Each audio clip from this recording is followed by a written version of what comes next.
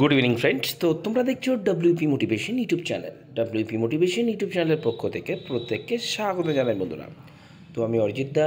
তো আশা করি তোমরা প্রত্যেকে খুব ভালো আছো এবং খুব সুস্থ আছো। তো আজকে তোমাদের কী বিষয়ে ভিডিও করতে চলেছি, ইতিমধ্যে তোমরা টাইটেল এবং থাম্বনেল দেখে কিন্তু অবগত হয়ে গেছো তোমাদের কী বিষয়ে কিন্তু আজকে একটা ভিডিও করতে চলেছি। তো আজকের ভিডিওটা তোমাদের জন্য একটা গুরুত্বপূর্ণ বিষয় কিন্তু ভিডিও হতে চলেছে। তো হোমগার্ডের নতুন নিয়োগ কি সত্যি মানে প্রকাশিত হতে চলেছে বা কবে প্রকাশিত হতে পারে সেটা নিয়ে কিন্তু আজকে বিস্তারিত আলোচনা করতে চলেছি। তো ভিডিওটা তোমাদের যত গ্রুপ রয়েছে ফেসবুক, হোয়াটসঅ্যাপ, টেলিগ্রামে বেশি বেশি করে কিন্তু শেয়ার করে রাখার অনুরোধ রইল, যাতে সবার কাছে এই খবরটি যাতে পৌঁছে যায়। তো অবশ্যই ভিডিওটা যদি সত্যি খুব হেল্পফুল মনে হয়ে থাকে একটা করে লাইক করে দেওয়ার অনুরোধ রইল। তো দেখতে পাচ্ছ এটা 3 মার্চ তোমাদের কিন্তু নোটিশটি পাবলিশ হয়েছে, দেখতে পাচ্ছ এখানে নবান্ন থেকে দেখতে পাচ্ছ। ঠিক আছে, তো এখানে কি বলা হয়েছিল মেনলি যে 500 দেখতে পাচ্ছ কার্ডটাই যে undersigned is directed to accord approval towards enrolment of 500 home guard volunteers কিন্তু নেওয়া হবে, যেটা কলকাতা পুলিশ হোমগার্ড অর্গানাইজেশনের পক্ষ থেকে, অর্থাৎ কলকাতা পুলিশের জন্যই কিন্তু নেওয়া হবে বলে এরকম একটা বিজ্ঞপ্তি তোমাদের বিভিন্ন জায়গায় ঘোরাফেরা করছে, বিভিন্ন ইউটিউবার মানে চ্যানেলেও তোমরা এটা নিয়ে কিন্তু ভিডিও দেখতে পাচ্ছ। তো অবশ্যই এটা একটা নেয়ার কথা হয়েছিল, এটা কিন্তু একদম বাস্তব, যেটার ফর্ম ফিল আপ তোমাদের এপ্রিল মাসের মিডিল থেকে কিন্তু হওয়ার কথা কিন্তু ছিল।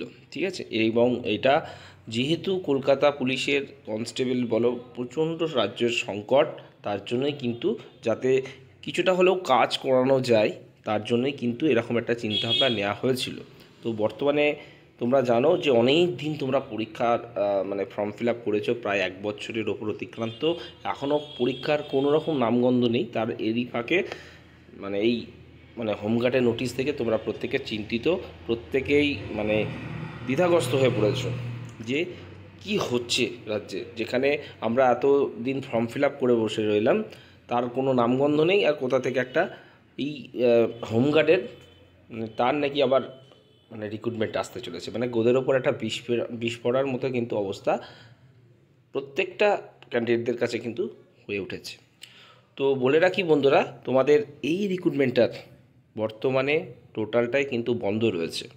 যতক্ষণ না পুরনো রিক্রুটমেন্ট অর্থাৎ WP constable, KP constable, WPSI এদের এক্সাম সহ বা অন্যান্য প্রসেস কমপ্লিট হবে, ততদিন পর্যন্ত এই নোটিফিকেশনটার কোনো রকম নিয়োগ বলো বা কোনো প্রসেস শুরু হবে না। অর্থাৎ ধরে রাখো এটা এখন মানে ধরে রাখো যে হোল্ড করা রয়েছে, যতক্ষণ এই পুরনো রিক্রুটমেন্ট যেগুলোর পরীক্ষা হবে তার প্রসেস শুরু হবে। তারপরেও যদি নবান্ন থেকে মানে মনে করে যে এটা নেওয়া উচিত, তখনই কিন্তু এটা নিয়োগ করা হবে।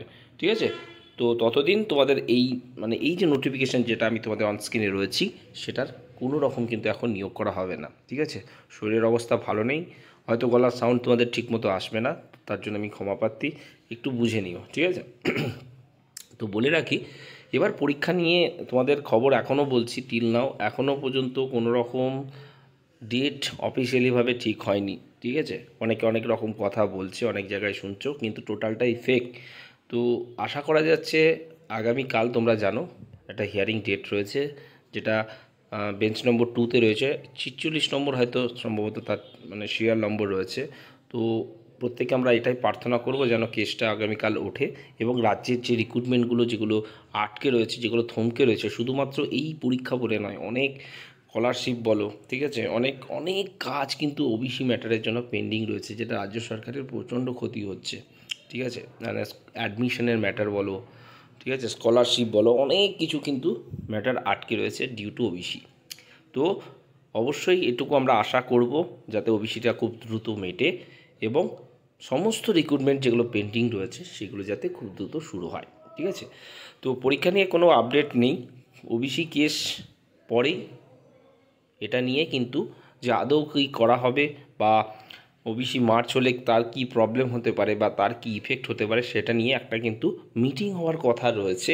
সেই মিটিংটা কিন্তু এখনও কোনো ডেট ঠিক হয়নি, তবে ওবিসি কেস দেখার পরেই কিন্তু সেটা নিয়ে আলোচনা করা হবে। তারপরেই পরবর্তী যে এক্সাম মানে কবে হতে পারে বা কবে নেওয়া যেতে পারে সেটা নিয়ে একটা সুস্পষ্ট ধারণা পাওয়া যাবে। ঠিক আছে। এবং যতক্ষণ না পরীক্ষাগুলো হবে তোমাদের হোমগার্ডের যে নোটিফিকেশনটা আমি রয়েছি তার কোনো রকমভাবে কোনো কিছু কিন্তু প্রসেস শুরু হবে না। তো ধরে রাখো এটা একদম মানে অনেকটাই হোল্ড করা হয়েছে, ঠিক আছে। হয়তো নাও আসতে পারে, এটুকুই ধরেই তোমরা রাখো, বা যারা বলছে তাদের কথায় তোমরা একদম বিশ্বাস করবে না। এটার কোনো রকম আর নোটিফিকেশানের কোনো মানে রিয়েলিটি নেই, এটুকু বলতে পারি, ঠিক আছে। হয়তো ইন ফিউচার হতে পারে, এই মুহূর্তে কিন্তু নেই। আগে সমস্ত রিক্রুটমেন্টগুলো হবে, কারণ দেখো একটা কথা, কলকাতা পুলিশ বলো, রাজ্য সরকারের বলো, সমস্ত পুলিশের কিন্তু অবস্থা সত্যিই আমাদের কর্মসংকট খুবই রয়েছে, ঠিক আছে। তো অনেক ভ্যাকান্সিও পেন্ডিং রয়েছে, ঠিক আছে। এই মানে পরীক্ষাগুলো হওয়ার সাথে সাথেই দেখবে তোমাদের অনেক ভ্যাকান্সিও আসবে। ভ্যাকান্সি যাতে মানে কাজ করা যায় তার জন্যই কিন্তু নোটিফিকেশানটা বেরোনোর কথা ছিল, ঠিক আছে। তো লালবাজার থেকে তোমরা জানো যে এখান থেকে কিন্তু এই রিক্রুটমেন্টটা মানে অর্থাৎ হোমগার্ডে যেটা রয়েছে সেটা কিন্তু টোটালটাই এখন হোল্ড করা রয়েছে। এই বলে ভিডিওটা এখানে শেষ করলাম। ভালো থেকো, সুস্থ থেকো, চলো বাই, টাটা, গুড নাইট।